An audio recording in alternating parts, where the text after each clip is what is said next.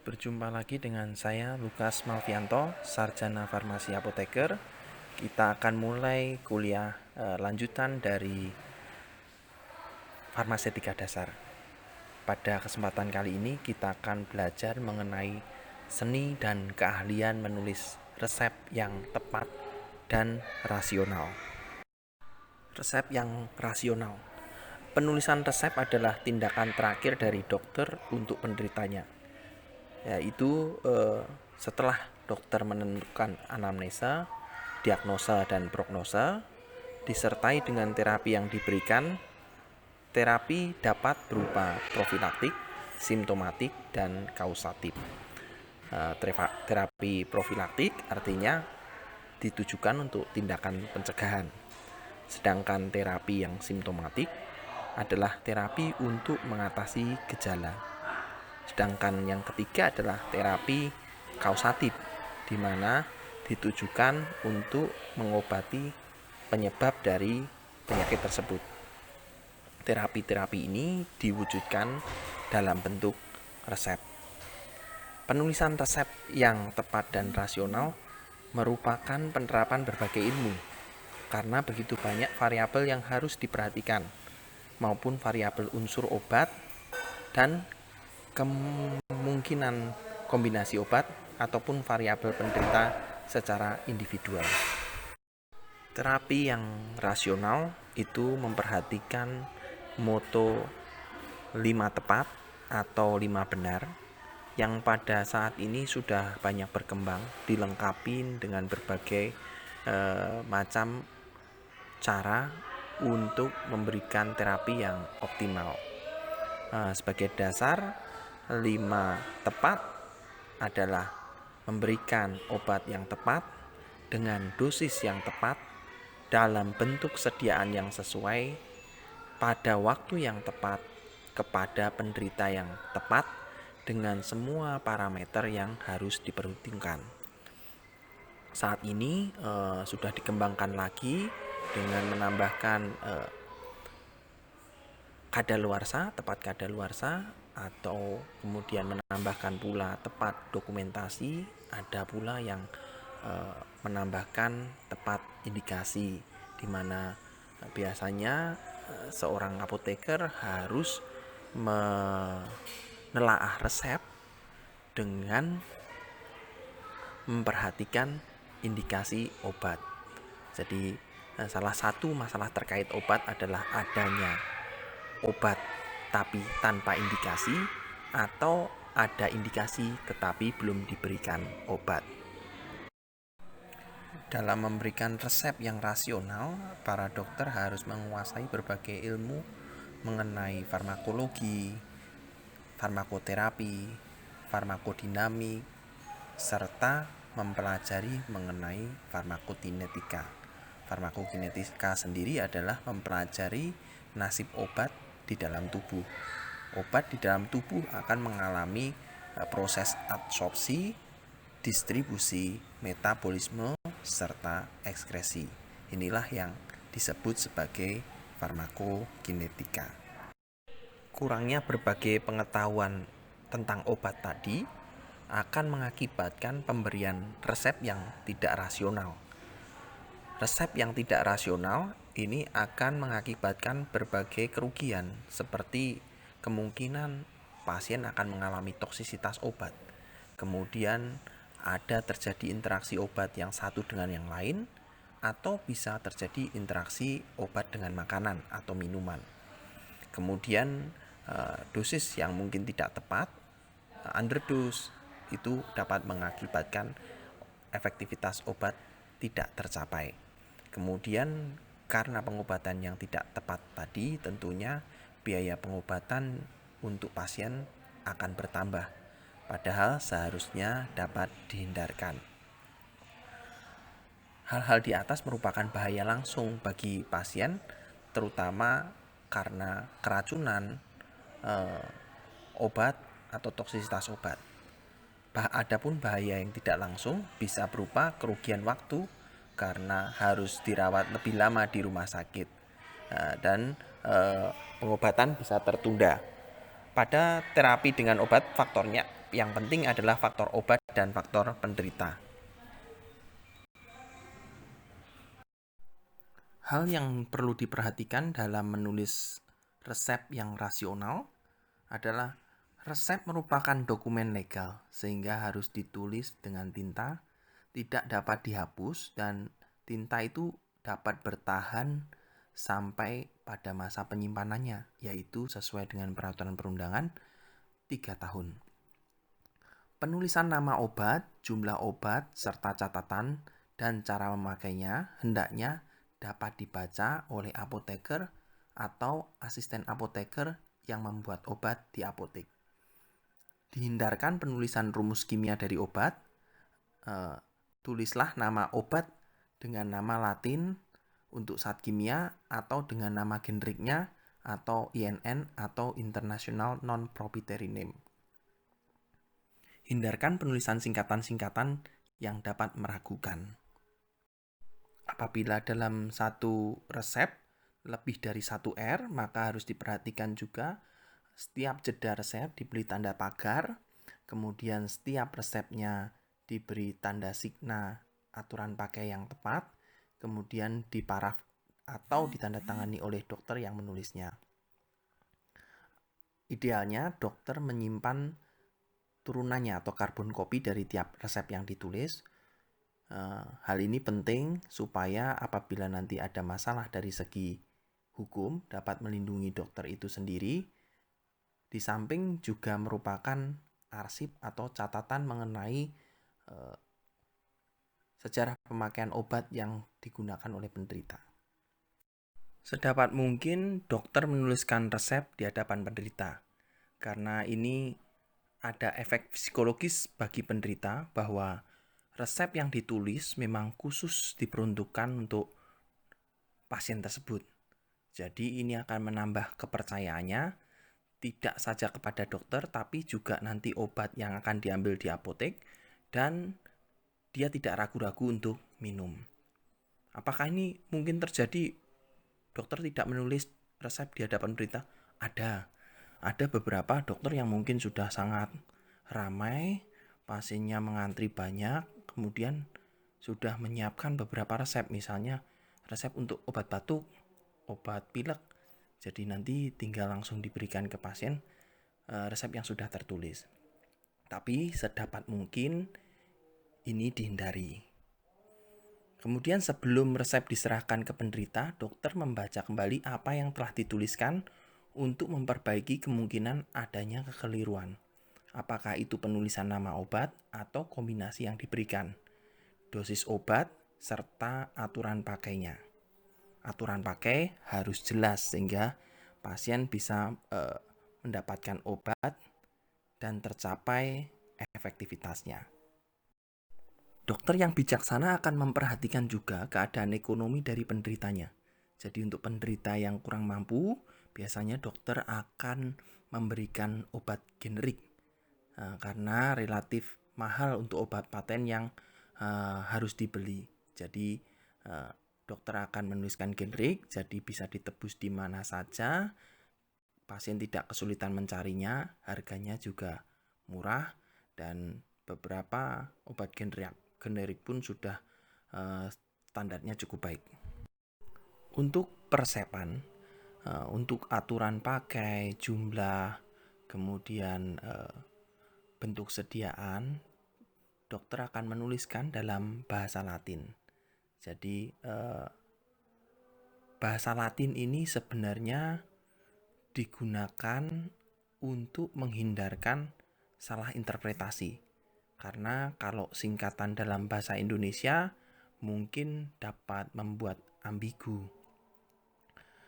Jadi contoh, untuk permintaan membuat obat batuk hitam, kita tidak singkat OBH, tetapi ditulis Posio nigra contratusim atau pot nigra C.T. Contoh yang lain, apabila obat diminum kalau perlu saja, tidak disingkat KP tetapi ditulis Prorenata atau PRN. Contohnya misalnya obat demam seperti parastamol. tidak diminum seterusnya, tetapi diberikan jika demam saja. Jadi mengapa digunakan bahasa Latin untuk menulis resep? Ada beberapa alasan di sini. Yang pertama, bahasa Latin adalah bahasa yang mati. Artinya sudah tidak dipakai lagi dalam percakapan sehari-hari. Dengan demikian, bahasa Latin ini sudah tidak ada penambahan kosakata baru. Lain dengan bahasa Indonesia yang sekarang masih berkembang, misalnya ada istilah nyinyir, dulu belum sering kita dengar seperti itu. Tapi bahasa Latin sudah tidak ada perkembangan lagi, jadi bahasanya fix. Kemudian bahasa Latin merupakan bahasa internasional dalam dunia profesi kedokteran atau kefarmasian. Misalnya dipakai untuk nama anatomi bagian tubuh, nama penyakit, nama gejala penyakit, nama bahan obat, nama tumbuhan obat berkhasiat, dan sebagainya. Dengan menggunakan bahasa Latin, tidak akan terjadi dualisme tentang bahan atau zat yang dimaksud dalam resep. Dalam hal-hal tertentu, karena faktor psikologis, ada baiknya penderita juga tidak perlu mengetahui bahan obat apa yang diberikan kepadanya. Contoh singkatan-singkatan Latin dalam resep. Mohon maaf, dalam PowerPoint mungkin kurang jelas, tapi kalau ingin melihat lebih jauh, ada di buku aslinya, mungkin ada di ISO juga, ada di Arts of Presibendi. Untuk teman-teman mahasiswa juga sudah saya kirimkan fotonya. Nah, contohnya di sini ada AA, itu merupakan singkatan dari ana, artinya dibagi sama banyak. Kemudian ada antecedent, artinya sebelum makan. Biasanya diberikan untuk obat-obat yang diminum sebelum makan. Contohnya ranitidin, kemudian omeprazol, dan sebagainya. Kemudian ada aqua destillata, artinya air suling. Kemudian ada aqua steril, ini biasanya dipakai untuk injeksi. C itu cum, artinya dengan. Atau bisa juga C itu merupakan cochlear, artinya sendok makan. Tapi kalau kita tulis C di sini, sendok makan artinya 15 mili, ya. Sendok makan itu ada beberapa, ada yang ukurannya cukup besar itu yang 15 mili, ada yang sedang itu 10 mili. Kemudian kalau untuk anak-anak biasa digunakan CTH atau cochlear tea, ini sendok teh. Nah, isinya 5 mili. Jadi nanti biasanya ini disertakan dalam obat sirupnya, sehingga tidak terjadi kesalahan dosis. Ini ada contoh berikutnya. Saya tidak sebutkan semua, tapi mungkin yang sering digunakan saja. Yang paling atas itu terpotong, klisem artinya klisma, itu bentuk sediaannya klisma. Kemudian ada yang sering kita pakai DID, itu diberikan separuhnya. Ya, biasanya kalau di resep sudah diambil setengah, kita cantumkan DID, sudah diambil separuh. Kemudian DD artinya DDE, artinya sehari. Contohnya S3 DD artinya sehari 3 kali. Kemudian S2 DD atau BID atau BIS DDE atau BIS INDIE itu artinya 2 kali sehari. QID atau S4 DD artinya 4 kali sehari. Nanti tinggal di belakangnya ditulis 1 kapsul atau 1 tablet atau 2 tablet, berapa sekali minum yang diinginkan. Dex artinya dexter, kanan, ya. Dilutus, diencerkan, dan sebagainya. Contoh lain di sini masih banyak digunakan. Nanti mau tidak mau teman-teman juga harus menghafalkannya, karena inilah bahasa kita dengan para dokter. Ada FLA artinya fach lege artis, buatlah menurut cara yang semestinya. Ada juga GTT, biasa ini adalah satuan tetes. Jadi GTT AD aur artinya gute et aures, artinya obat tetes telinga. GTT nasal, gute nasales, artinya obat tetes hidung. GTT ophthalmic artinya obat tetes mata. Kemudian ada H atau hora, artinya jam. Jadi ada beberapa dokter di mana saya dulu berpraktek itu ada yang menyebutkannya tidak 3 kali sehari, 2 kali sehari, tapi mereka lebih prefer atau lebih senang menggunakan berapa jam sekali. Biasanya dokter-dokter dari dunia barat ini lebih sering meresepkan 8 jam sekali atau setiap 8 jam, setiap 12 jam, seperti itu. Ada juga HS atau horasomni, artinya diberikan malam hari sebelum tidur. Itu contohnya obat seperti obat kolesterol ya. Itu biasanya diberikan malam hari, berkaitan dengan metabolisme kita, circadian rhythm kita, bahwa metabolisme lemak di malam hari. Kemudian ada iter atau iteratur, harap diulang. Iter 1 kali berarti bisa diulang 1 kali, seperti itu. Contoh terakhir dari bahasa Latin yang digunakan dalam resep, ini ada MFLA, Miscefah lege artis, artinya campur dan buatlah menurut cara yang semestinya. Kemudian ada man, artinya mane, artinya pagi. Ya, ini ada obat-obat yang biasanya diinstruksikan minumnya pagi hari. Contohnya, kita berikan obat diuretik. Jangan sampai pasien minum malam hari. Ya, obat diuretik akan buat pasien kencing berulang sehingga kalau diberikan malam hari, pasien malah terganggu tidurnya. Kemudian ada NI, artinya neiter, neiteratur, harap jangan diulang. Kemudian OBH di sini justru singkatan dari Omni Bihorio, artinya tiap 2 jam. Jadi kalau membuat OBH, obat batuk hitam, jangan disingkat OBH tapi tetap Posio Nigra Kontratusim. Pil atau pilula itu obat dalam bentuk pil. PC Posenam artinya obat diminum setelah makan. Ini adalah obat-obat yang biasanya mengiritasi lambung. Jadi kalau diberikan perut kosong akan merangsang gastritis. Contohnya obat yang sifatnya asam seperti parastamol, astosalisilat. Itu kemudian obat-obat NSAID gitu ya. Kemudian ada PRN artinya prorenata kalau perlu. Oh ya, ada satu istilah lagi, PIM, ini istilah lain dari situ, periculum in mora. Artinya berbahaya bila ditunda. Jadi kalau instruksinya PIM harus diberikan secara segera. Kemudian pulvis, pulveres artinya serbuk atau puyer. Itu. Kemudian QS, quantum statis artinya secukupnya. Itu biasanya kalau menambahkan bahan pengisi atau bahan tambahan atau bahan pemanis. Seperti itu. Berikutnya adalah resep sito ya. Bila mana suatu sebab penderita harus dapat obatnya dengan segera, artinya tidak bisa ditunda, dokter akan memberi tanda pada bagian atas resep dengan menulis sito atau sito dengan tanda seru, kemudian diparaf atau ditandatangani di belakang resep sito tersebut. Resep sito pembuatannya harus didahulukan dari resep lainnya. Biarpun nanti ada antrian, kita ada tulisan sito ya tetap kita berikan dahulu. Karena didahulukan tersebut, makanya dokter harus hati-hati dalam memberikan tanda sito.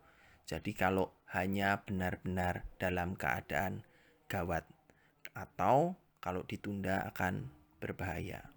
Sito tadi sudah saya sebutkan bisa digunakan istilah lain PIM, periculum in mora, atau statim, amat segera, atau urgens, artinya mendesak.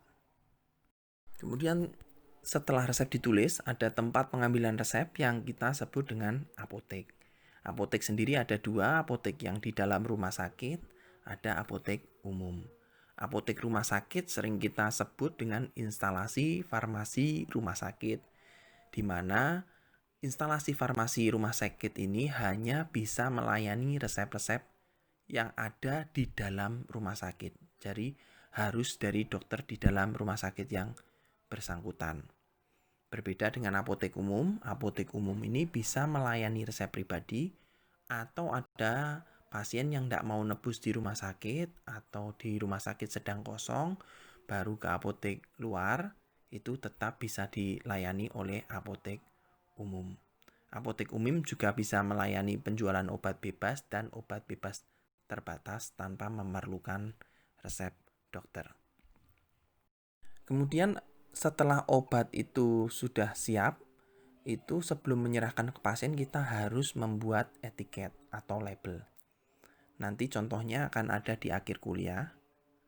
Jadi apa-apa saja yang harus ada dalam etiket, itu yang penting ada nama, apotek, alamatnya, kemudian juga dicantumkan apoteker penanggung jawabnya dengan SIPA yang masih berlaku, ya. Kemudian ada tanggal resepnya, nomor resepnya, kemudian yang penting ini ada nama pasien dan aturan pakai yang sesuai dari resep dokternya. Yang perlu kita ingat, walaupun ada tanggal resepnya itu, tapi pasien tidak harus mengambil di hari yang sama. Bisa karena berhalangan diambil besoknya, tidak masalah. Etiket obat ini ada dua macam ya. Ada yang warnanya putih, ada yang warnanya biru. Warna putih ini artinya untuk obat pemakaian dalam atau oral, sedang warna biru artinya obat untuk pemakaian luar.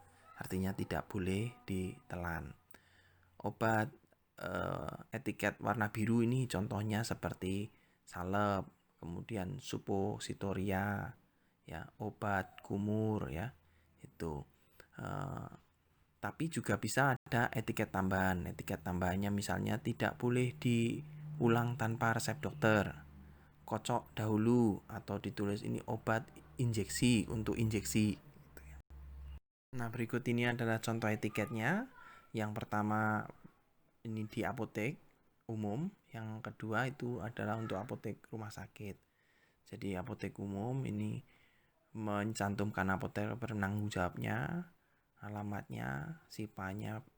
Kemudian kalau apotek rumah sakit ini mencantumkan rumah sakitnya, ya, di mana, ya. Jadi karena ini apotek rumah sakit jadi menginduk ke rumah sakit, ya, tidak selalu mencantumkan apoteker penanggung jawabnya. Itu saja yang berbeda.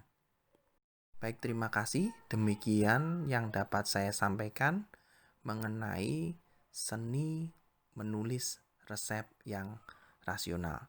Atas perhatiannya saya ucapkan banyak terima kasih.